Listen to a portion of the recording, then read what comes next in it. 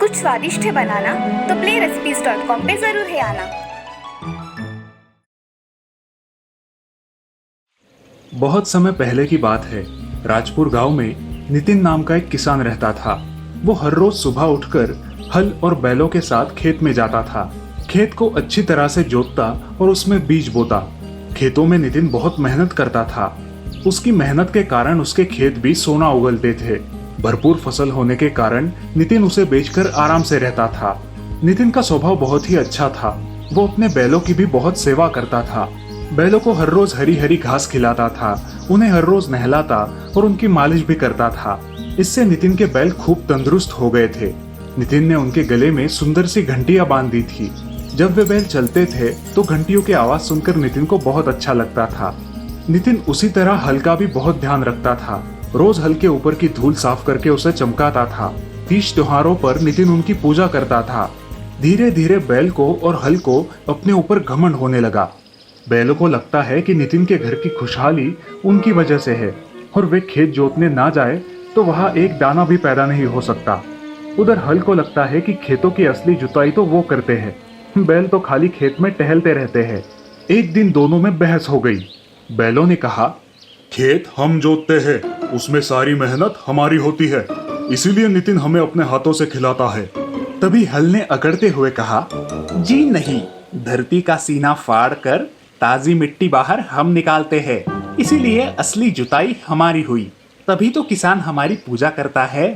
दोनों में झगड़ा बढ़ गया तो दोनों फैसला करने नितिन के पास पहुंचे। नितिन दोनों को भी बराबर प्यार करता था। वो सोच में पड़ गया। बाद में नितिन ने सोचकर बैलों से कहा, तुम्हारा कहना सच है, तुम बहुत मेहनत करते हो। जाओ, आज पूरा खेत तुम जोताओ।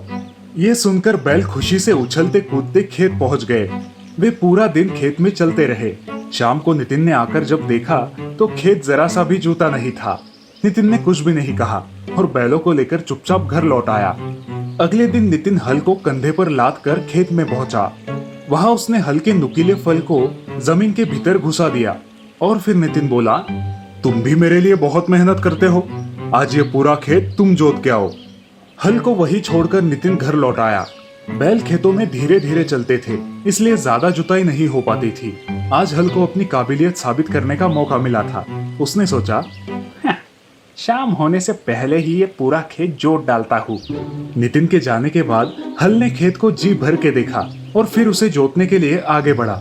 मगर ये क्या हुआ, हल तो अपनी जगह से टस से मस भी नहीं हो पाया। जिस खेत को वो दौड़ते हुए जोतता था, आज वो हिल भी नहीं पा रहा था। हल ने बहुत जोर लगाया, पसीने से तरबतर हो गया, पर 1 इंच भी आगे खिसक न सका। शाम को नितिन आया तो उसने देखा कि आज भी खेत जरा भी नहीं जोता है। नितिन ने कुछ भी नहीं कहा और चुपचाप हल को उठाकर घर ले आया। हल और बैल अपनी अपनी सफलता की वजह से दुखी थे। दोनों भी एक दूसरे से आंखें चुरा रहे थे। ये सब नितिन ने देखा और उन्हें समझाने लगा, हम सबकी शक्ति एकता में है, अलग अलग होकर हम सब अधूरे हैं।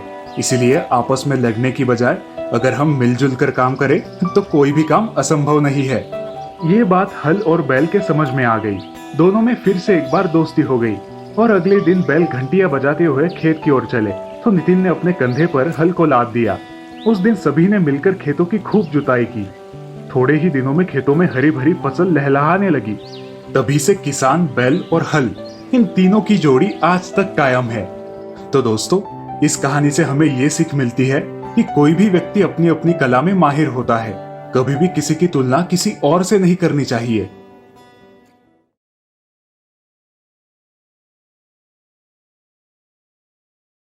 कुछ साल पहले रामपुर में हरिया अपने परिवार के साथ रहता था। वो अपना छोटा खेत बो के परिवार की परवरिश किया करता था। उसका छोटा भाई कृष्णा खेती के काम में उसकी कोई मदद नहीं करता, लेकिन कृष्णा एक बहुत ही अच्छा कारपेंटर था। कृष्णा, कृष्णा उठो भाई, सूरज सिर पे आया है, कुछ काम वाम नहीं करना तुम्हें? भैया, स्कूल शुरू होने में अभी 1 महीना बाकी है, क्यों परेशान कर रहे हो, सोने दो ना। मुखिया जी सुबह आके गए हैं, वो स्कूल के बेंचेस का काम कब तक होगा पूछ रहे थे। कह देना हो जाएगा, अभी बहुत टाइम है। ये कह के कृष्णा फिर मुंह पे चद्दर ओढ़ के सो जाता है। हरिया को समझ नहीं आ रहा आखिर इसे कैसे समझाए। इसी विचार में हरिया अपने खेत की तरफ निकल पड़ता है। जब वो गांव की नुक्कड़ पे पहुंचता है तब अरे भाई, सुना है मुखिया जी दूसरे गांव से मिस्त्री बुला रहे हैं। वो तो होने ही वाला था।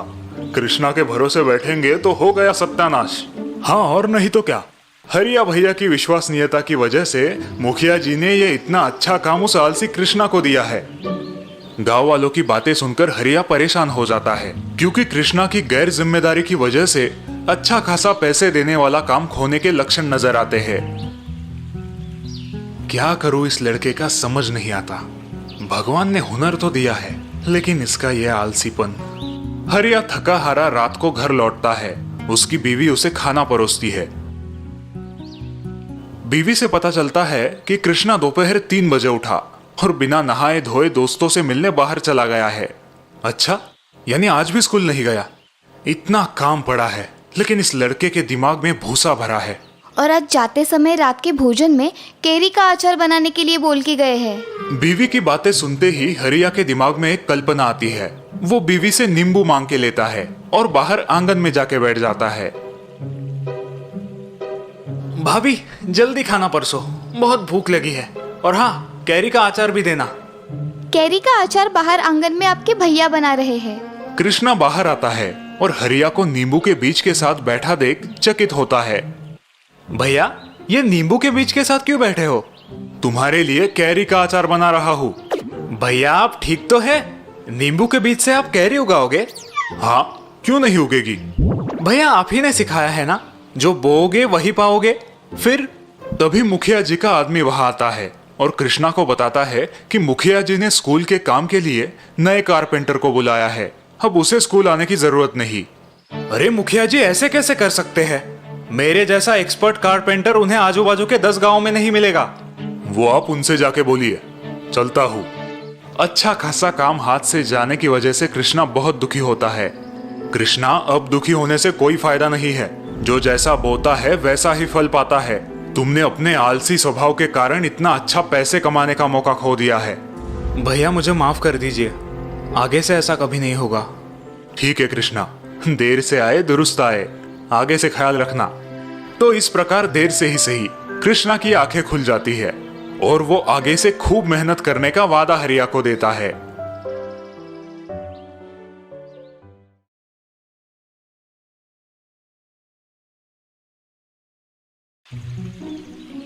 पवन एक मैकेनिक था जिसका गांव में एक गैरेज था।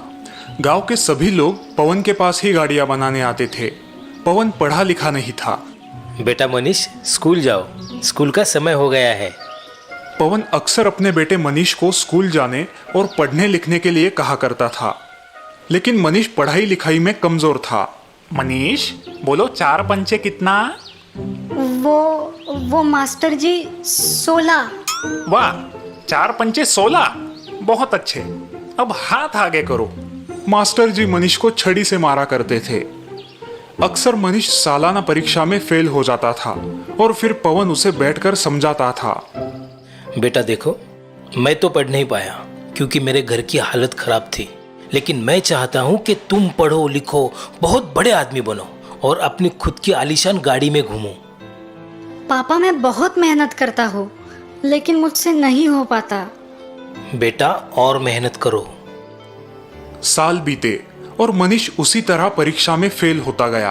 अब पवन ने मनीष से उम्मीद ही छोड़ दी थी कि वो कभी पढ़ पाएगा। बेटा मनीष, कल से गैरेज आया करो, कम से कम कुछ काम तो सीख लो।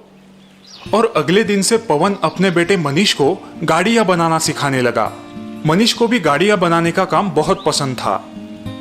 कुछ वर्ष बाद मनीष पवन से भी होशियार मैकेनिक बन गया और पवन बुढ़ापे के कारण बीमार हो गया। मेरी बड़ी ख्वाहिश थी कि तुम पढ़ो लिखो, बहुत बड़े इंसान बनो और अपनी खुद की आलीशान गाड़ी में घूमो।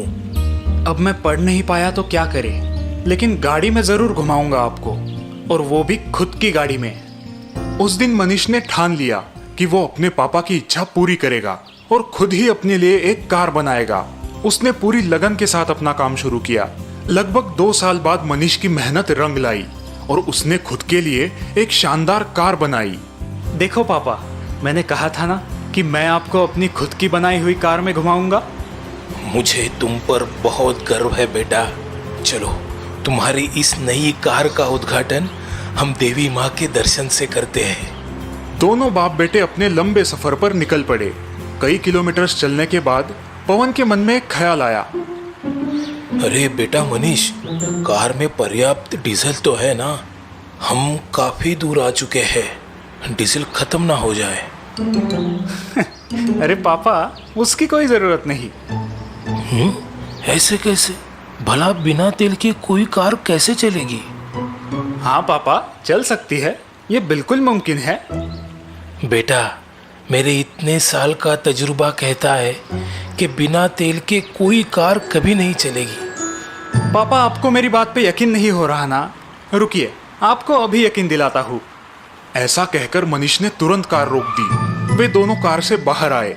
पवन कार की जांच करने लगा। तभी उसने पाया कि कार में ईंधन के लिए कोई टैंक मौजूद ही नहीं है। अरे, ये कैसे संभव है? इस कार में तो तेल की टंकी ही नहीं है।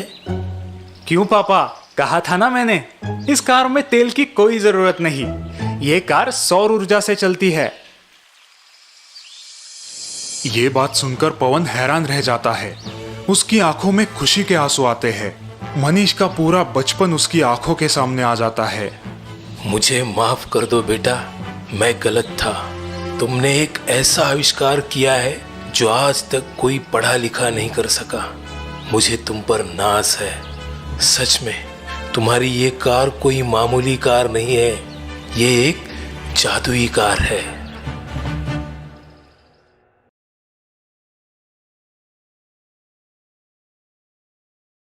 सोमनाथ एक बहुत मेहनती और ईमानदार किसान था। खुद अनपढ़ होने के बावजूद उसने अपने इकलौते बेटे सुरेंद्र को अच्छी शिक्षा दी थी। अब सुरेंद्र आगे की पढ़ाई के लिए गांव से बहुत दूर शहर जा रहा था।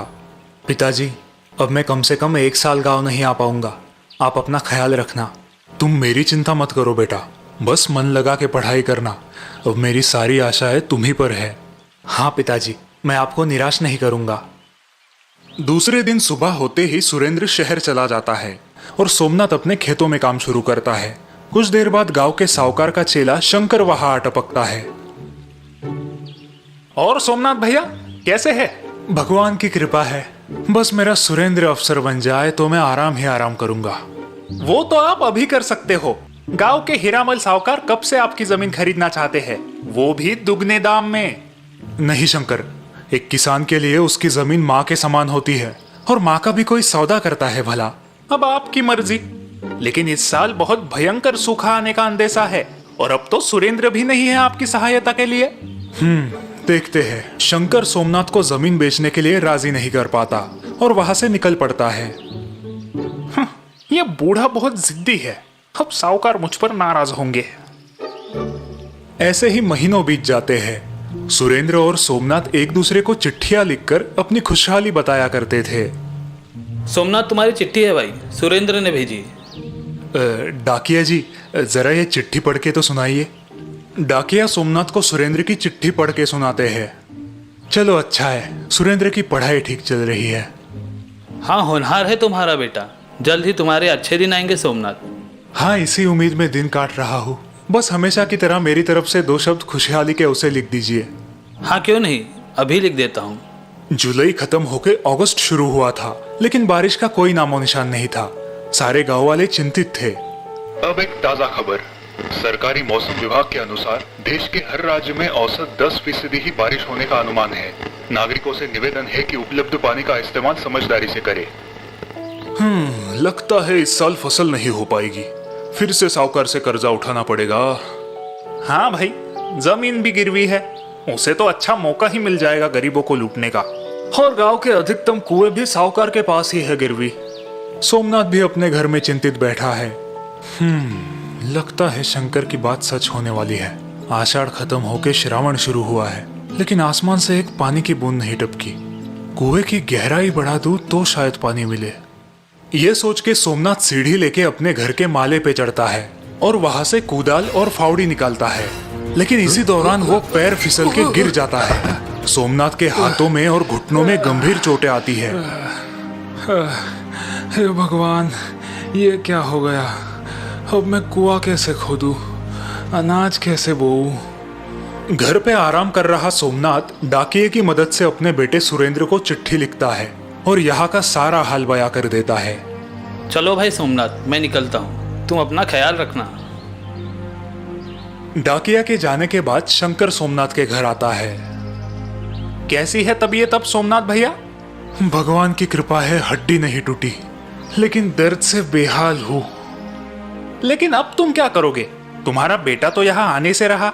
मेरी मानो अपनी जमीन साहूकार को बेच दो और शहर अपने बेटे के पास चले जाओ, सुखी हो जाओगे। शायद तुम ठीक कह रहे हो। शंकर खुश होकर सोमनाथ के घर से बाहर निकलता है। चलो, आखिर ये जिद्दी बूढ़ा मान ही गया। यहाँ शहर में सुरेंद्र अपनी परीक्षा की तैयारी कर रहा था, लेकिन वो पिताजी की चिट्ठी पढ़ के सोच में पड़ गया। बेटा सुरेंद्र, इस साल सूखे की वजह से शायद फसल ना हो पाए, लेकिन अगर तुम यहाँ होते तो मैं हमारा कुआं खोद के उसकी गहराई बढ़ा देता, थोड़ी बहुत सब्जियां बो लेता। अब सब राम भरोसे छोड़ रहा हूँ। पिताजी काफी बीमार है, ऊपर से ये सूखे का संकट, और मैं यहाँ फंस गया हूँ। कुछ तो करना पड़ेगा। कुछ दिन बाद डाकिया सुरेंद्र की चिट्ठी लेके आता है और सोमनाथ को पढ़ाता है। प्रणाम पिताजी, आपकी चिट्ठी मिली, लेकिन आप हमारा कुआं और ज़्यादा मत खोदिए। हमारे पुरखों ने वहाँ गुप्त धन छुपाया है। ये बात मुझे दादी ने उनके स्वर्गवास से पहले बताई थी और सही समय पर आपको बताने का वचन मुझसे लिया था। क्या? चिट्ठी पढ़ते ही दोनों चौंक जाते हैं। वाह सोमनाथ, तुम्हारा तो भाग्य खुल गया भाई। डाकिया वहां से निकलता है, तभी रास्ते में उसे शंकर मिलता है। क्यों डाकिया जी, क्या खबर? लाखों में एक खबर है भाई। क्या बात कर रहे हो? जरा हमें भी बताओ भाई। डाकिया शंकर को सोमनाथ के कुएं के बारे में बताता है और वो सुन के शंकर की आंखें फैल जाती है। उसी रात शंकर फावड़ा और कुदाल लेके चुपके से सोमनाथ के खेत में आता है और उसका कुआं खोदने लगता है। ये गुप्त धन अगर मुझे मिल गया तो मैं खुद ही साहूकार बन जाऊंगा। बहुत देर तक कुआं खोदने के बाद भी शंकर के हाथों कुछ नहीं लगता और वो परेशान हो जाता है। हाँ, ये क्या, लगभग 10 हाथ गहरा खोदा है कुआं, फिर भी कुछ नहीं दिख रहा। अब तो सूर्योदय भी होने को है। किसी ने मुझे यहाँ देख लिया तो लेने के देने पड़ जाएंगे। सुबह सोमनाथ लंगड़ते हुए कुदाल लेके खेत पहुंचता है। कुछ तो करना होगा। कुआं खोदने की थोड़ी थोड़ी कोशिश करता हूँ। सोमनाथ जैसे ही कुएं के पास आता है वो दंग रह जाता है। अरे ये क्या, ये किसने खोदा?